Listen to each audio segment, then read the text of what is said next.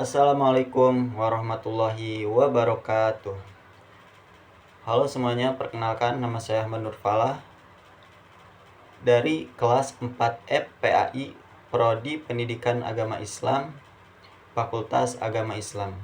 Di sini saya akan menjawab soal ujian tengah semester dengan mata kuliah Filsafat Pendidikan Islam, yang dimana ada 8 soal yang tentu saja jawabannya itu dengan menggunakan atau mengambil dari sumber-sumber yang terpercaya. Untuk itu, silahkan enjoy dan nikmati videonya.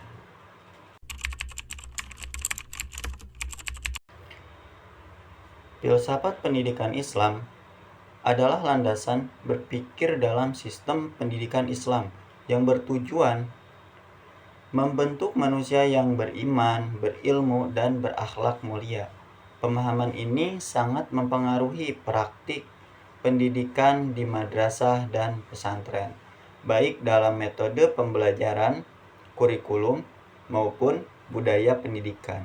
Menurut Abudin Natta, dalam bukunya Filsafat Pendidikan Islam, filsafat pendidikan Islam berfungsi untuk memberikan arah tujuan dan prinsip dalam sistem pendidikan Islam, sehingga kurikulum, metode, dan lingkungan pendidikan harus sesuai dengan ajaran Islam. Di madrasah, kurikulum mengembangkan ilmu umum dan ilmu agama. Misalnya, siswa tidak hanya belajar matematika dan sains, tetapi juga ilmu fikih, akidah, dan Al-Quran.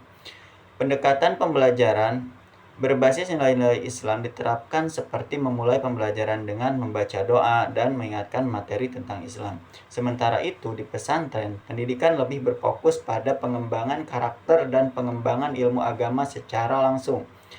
Dalam dinamika sistem pendidikan pesantren, salah satu metode pembelajaran yang diterapkan adalah sorogan, di mana santri membaca kitab di hadapan kiai secara individu serta menjelaskan kitab kepada santri secara kolektif oleh kiai. Selain itu, kehidupan sehari-hari santri di pesantren juga melatih untuk mandiri, disiplin, dan berakhlak mulia. Contoh konkret yang saya amati adalah di sebuah pesantren yang saya kunjungi, santri tidak hanya belajar ilmu agama tetapi juga diberikan keterampilan seperti pertanian dan kewirausahaan. Ini menunjukkan bahwa pendidikan Islam tidak hanya kepada aspek spiritual tetapi juga harus ditujukan kepada aspek-aspek umum yang lainnya.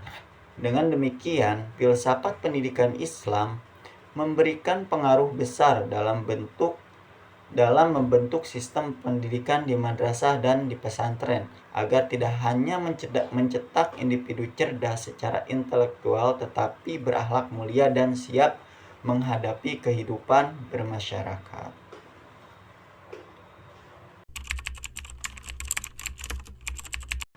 Filsafat pendidikan Islam berlandaskan wahyu, Al-Quran, dan hadis, serta pemikiran ulama dengan tujuan membentuk manusia yang beriman, berilmu, dan berakhlak mulia. Natta 2010. Sementara itu, filsafat pendidikan Barat lebih menekankan kepada rasionalitas, kebebasan berpikir, dan ilmu pengetahuan empiris. Dewey 1916. Kemudian di sini ada kelebihan dan kekurangan. Islam kuat dalam nilai moral dan spiritual, tapi terkadang kurang adaptif dengan sains modern. Sedangkan Barat mendorong inovasi dan rasionalitas, tapi kurang menekankan aspek moral. Di Indonesia sendiri, perpaduan keduanya diterapkan di madrasah dan sekolah umum agar menghasilkan generasi yang berilmu dan juga berakhlak mulia.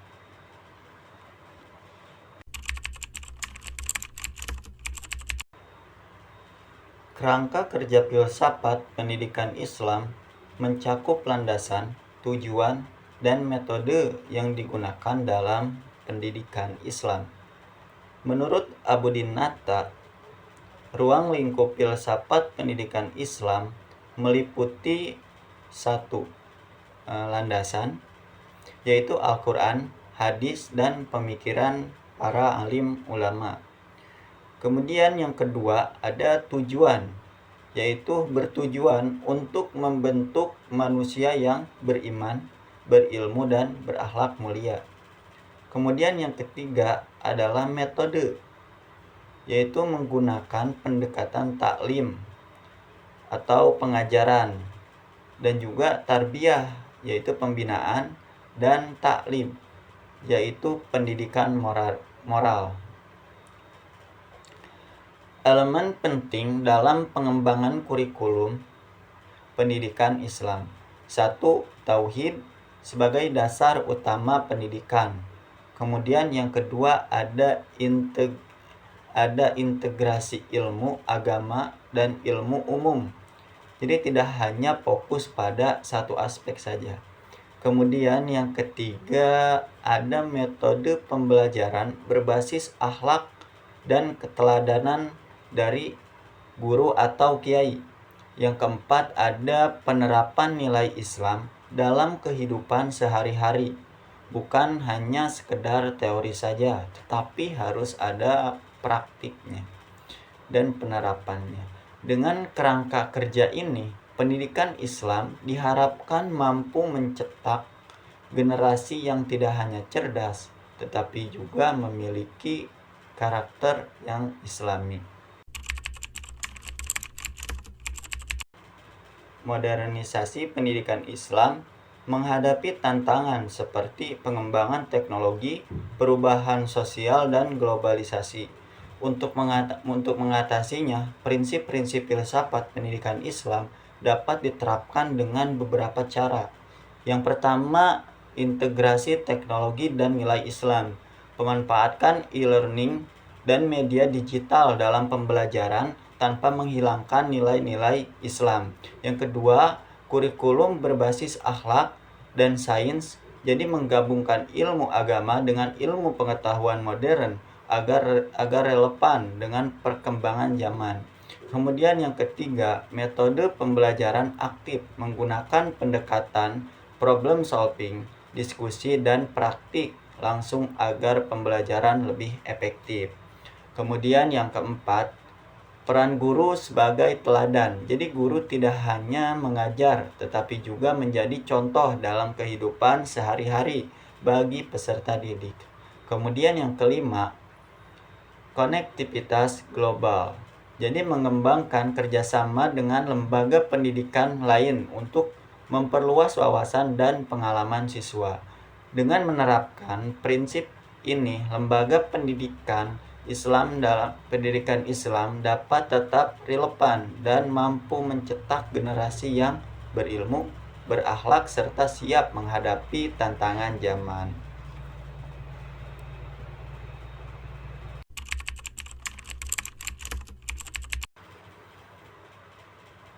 Filsafat pendidikan Islam memiliki urgensi besar dalam membentuk karakter siswa karena berlandaskan Al-Quran dan hadis yang menanamkan nilai-nilai moral dan spiritual.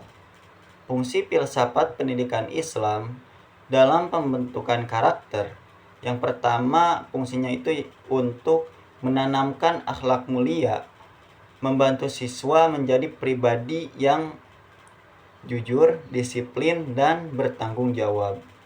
Kemudian yang kedua, membentuk keseimbangan ilmu dan iman, tidak hanya cerdas secara intelektual, tetapi juga memiliki moral yang kuat. Yang ketiga, membangun kesadaran sosial, menanamkan sikap peduli dan berkontribusi dalam masyarakat. Yang keempat, membiasakan perilaku Islami seperti berkata baik, hormat kepada guru, dan menjalankan ibadah dengan konsisten. Kontribusi terhadap masyarakat yang lebih baik. Ketika siswa memiliki karakter Islam yang kuat, mereka akan menjadi generasi yang berperan aktif dalam membangun masyarakat yang jujur, adil, dan harmonis, serta mampu menghadapi tantangan zaman dengan nilai-nilai Islam sebagai pedoman.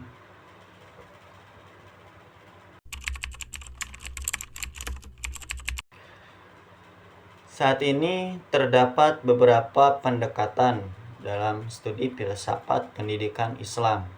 Di antaranya, satu, pendekatan normatif teologis. Jadi berdasarkan Al-Quran dan hadis untuk membentuk nilai moral dan akhlak. Kemudian yang kedua, pendekatan historis. Menganalisis perkembangan pemikiran pendidikan Islam dari masa klasik hingga modern sekarang ini. Kemudian yang ketiga, pendekatan filosofis kritis. Mengkaji konsep pendidikan Islam secara mendalam untuk relevansi dengan zaman. Kemudian pendekatan integratif. Jadi menggabungkan ilmu agama dan sains agar pendidikan lebih komprehensif.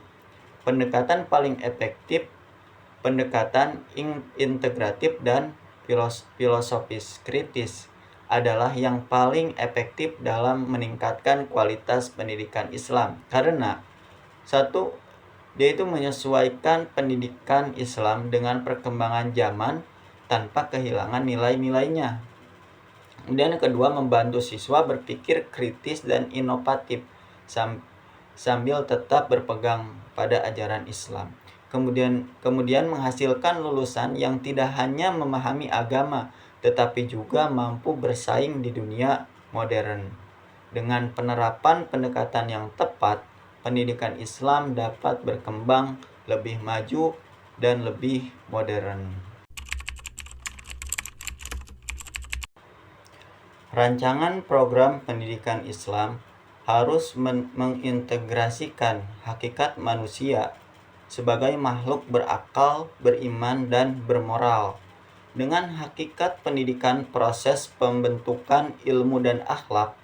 Rancangan program pendidikan Islam yaitu satu, tujuan membentuk manusia yang beriman, berilmu, dan berakhlak mulia. Kemudian yang kedua, metode. Ada beberapa metode yang harus digunakan. Yang pertama, integrasi ilmu agama dan ilmu umum, sehingga mengajarkan sains dan teknologi dengan nilai-nilai Islam. Kemudian yang kedua, mendekatkan berbasis karakter. Jadi pendidikan berbasis akhlak dan keteladanan. Kemudian yang ketiga, pembelajaran aktif dan kontekstual, yaitu seperti diskusi, proyek, berbasis masalah, dan praktik kehidupan Islami. Ada komponen utama program. Yang pertama, kurikulum berbasis tauhid, menjadi Islam sebagai pedoman utama. Kemudian pendekatan holistik, mengembangkan kecerdasan intelektual, emosional, dan spiritual. Kemudian yang ketiga, lingkungan pendidikan Islami, budaya sekolah yang mendukung nilai-nilai Islam. Kemudian yang keempat, peran guru sebagai murabbi, jadi guru sebagai pendidik dan teladan dalam kehidupan. Kemudian yang kelima, evaluasi berbasis karakter. Jadi tidak hanya menilai akademik tetapi juga akhlak siswa. Dengan rancangan ini, pendidikan Islam dapat mencetak generasi yang tidak hanya cerdas tetapi juga berakhlak Islam dan siap menghadapi tantangan zaman.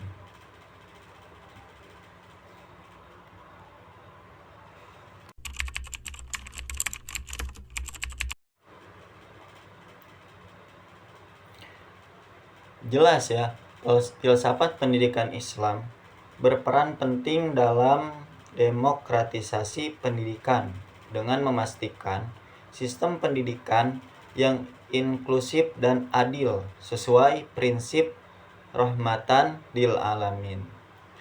Peran filsafat pendidikan Islam dalam pendidikan inklusif dan adil, yang pertama harus menjunjung keadilan. Semua individu berhak mendapatkan pendidikan tanpa diskriminasi. Kemudian yang kedua, menghormati perbedaan, jadi menerima keberagaman latar belakang sosial, budaya, dan maupun ekonomi.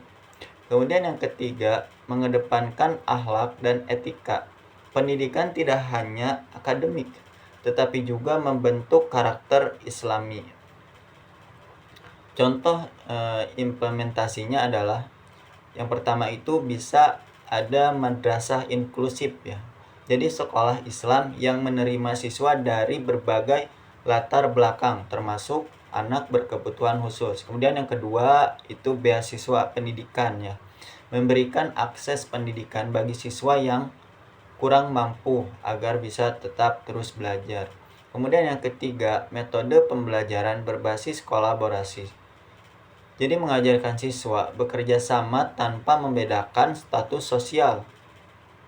Kemudian dengan pendekatan ini, sistem pendidikan Islam tidak hanya menghasilkan siswa yang cerdas, tetapi juga adil, inklusif, dan memiliki kepedulian sosial.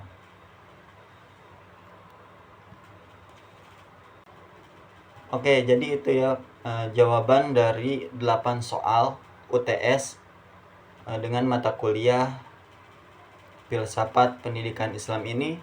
Semoga jawaban tadi bisa bermanfaat khususnya untuk saya sendiri ke depannya dan umumnya untuk kita semua.